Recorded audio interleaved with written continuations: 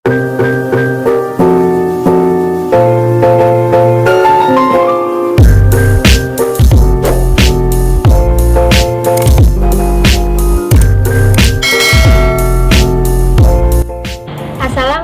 warahmatullahi wabarakatuh. Hai teman-teman semua, perkenalkan nama saya Dita Nilam Sari. Saya di sini sebagai moderator dari kelompok 6, di mana di video kali ini kami akan membahas tentang materi encoder dan decoder. Apa sih yang akan kami bahas? Yang akan kami bahas nanti ada pengertian encoder dan decoder, ada contoh decoder dan decoder, dan juga kegunaan encoder dan decoder. Sebelum itu, kami dari kelompok 6 berterima kasih kepada dosen pengampu mata kuliah Sistem Digital, Bapak Ibnu Wismadwi Prasetya, yang telah memberikan tugas ini kepada kami. Selanjutnya, saya akan memperkenalkan teman-teman di anggota kelompok 6. Yang pertama, ada Kolilin Nuril Hidayatin, yang kedua Gunasir, ketiga Jian Vina Ramawati, yang keempat Lili Eka Sareta, dan yang kelima ada Ahmad Sohibul Izar. Kami dari Fakultas Sains dan Teknologi, jurusan Teknik Informatika, Universitas Nahdlatul Ulama Sunan Giri. Itu tadi perkenalan singkat dari kelompok kami. Langsung saja kita masuk ke video yang akan kita bahas. Simak terus videonya.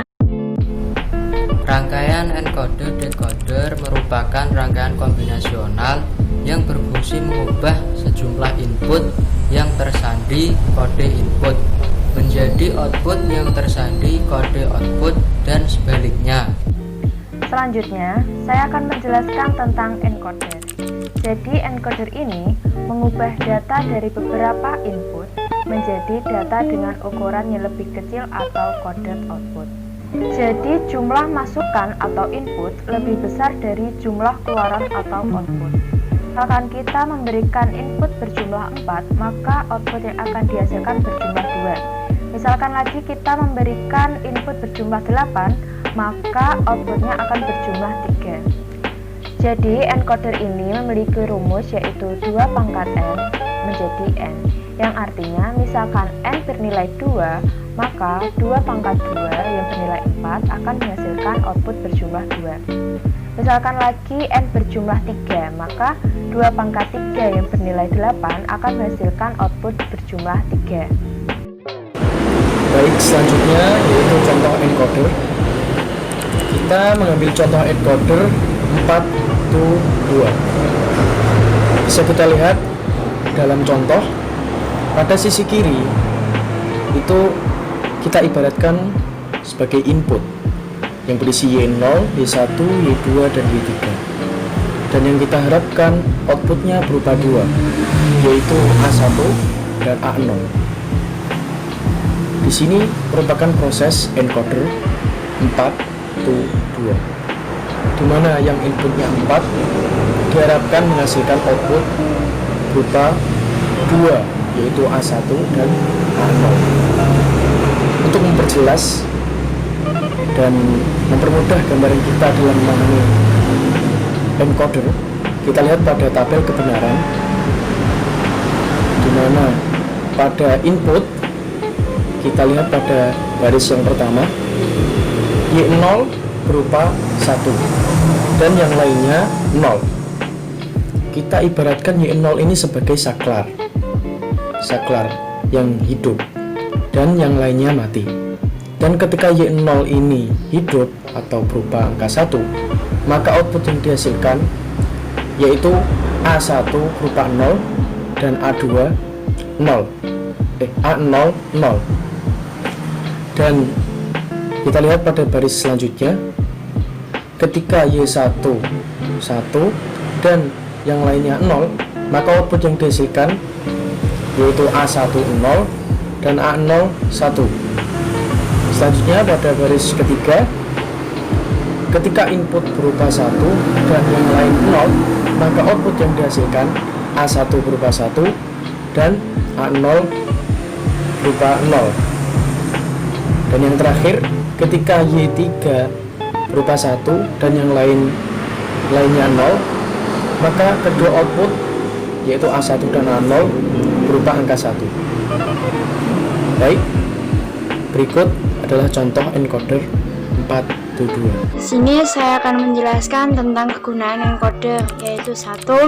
Aplikasi peralatan pemotong otomatis. Jadi sebuah encoder dengan roda pengukur dapat memberitahu perangkat kontrol berapa banyak bahan yang telah diumpamakan, sehingga perangkat kontrol tahu kapan harus memotong. Dan yang kedua ada sistem aplikasi lever servo presisi. Jadi sinyal encoder sendiri digunakan oleh PLC untuk mengontrol waktu kecepatan rotasinya. Dan yang ketiga ada aplikasi percetakan umpan balik atau flashback dari encoder, yaitu mengaktifkan printhead untuk membuka tanda pada lokasi tertentu. Dan yang keempat ada sebuah screen encoder yang dipasang pada poros motor dapat memberikan umpan balik posisi, sehingga screen tahu kapan harus mengambil atau melepaskan bebannya. Dan yang kelima, masih banyak lagi seperti pada penggunaan encoder seperti observatorium, rel kereta api, tangga berjalan, dan lain-lain. Oke, selanjutnya saya akan menjelaskan tentang decoder. Jadi decoder ini mengubah data dari ukuran kecil menjadi data dengan output yang lebih banyak. Jadi jumlah masukan atau input lebih kecil daripada jumlah keluaran atau output. Jadi misalkan kita memasukkan input berjumlah 2, maka output yang akan dihasilkan berjumlah 4. Jika kita memasukkan input berjumlah 3, maka output yang akan dihasilkan berjumlah 8. Decoder dapat dirumuskan yaitu N menjadi 2 pangkat N. Misalkan N sama dengan 2, maka output yang akan dihasilkan yaitu 2 pangkat 2 yang bernilai 4. Misalkan N bernilai 3, maka output yang akan dihasilkan yaitu 2 pangkat 3 yang bernilai 8. Untuk contoh decoder 2 ke 4 bisa dilihat di gambar, di mana inputnya ada 2, yaitu input A dan B, sedangkan outputnya ada 4, yaitu D0, D1, D2, dan D3. Untuk tabel kebenarannya juga ada di gambar, bisa kalian lihat. Untuk penjelasannya seperti ini. Semisal untuk inputnya kita ibaratkan sebagai saklar A dan saklar B. Sedangkan untuk outputnya kita ibaratkan sebagai lampu. Jadi ada lampu D0, D1, D2, dan D3. Untuk yang pertama, semisal untuk saklar A dan saklar B kita matikan semua, maka output yang diharapkan hanya lampu D0 yang menyala. Untuk lampu D1, D2, dan D3 kita harapkan mati. Untuk semisal saklar A kita matikan, sedangkan saklar B kita nyalakan, maka output yang kita harapkan hanya lampu D1 yang menyala.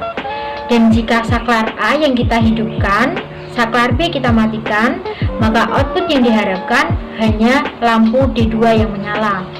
Sedangkan jika saklar A dan saklar B kedua-keduanya kita hidupkan, maka output yang diharapkan hanya lampu D3 yang menyala.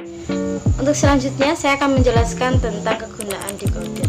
Yang pertama, pada setiap komunikasi nirkabel, keamanan data adalah salah satu perhatian yang paling utama. Nah, di sini decoder dirancang untuk memberikan keamanan pada komunikasi data dengan membangun enskripsi standar dan algoritma deskripsi. Yang kedua, decoder digunakan dalam sistem audio untuk mengubah audio analog menjadi data digital. Dan yang ketiga, decoder digunakan sebagai dekomposer, yaitu mengubah data terkompresi seperti gambar dan video dalam bentuk terkompresi. Dan untuk yang terakhir, decoder juga digunakan sebagai rangkaian elektronik yang mengubah instruksi komputer menjadi sinyal kontrol CPU. Oke teman-teman, itu tadi video pembahasan dari kelompok kami mengenai materi encoder dan decoder. Jangan lupa like, comment, and subscribe, dan share ke teman-teman kalian sebanyak-banyaknya.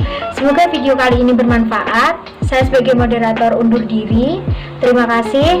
Wassalamualaikum warahmatullahi wabarakatuh.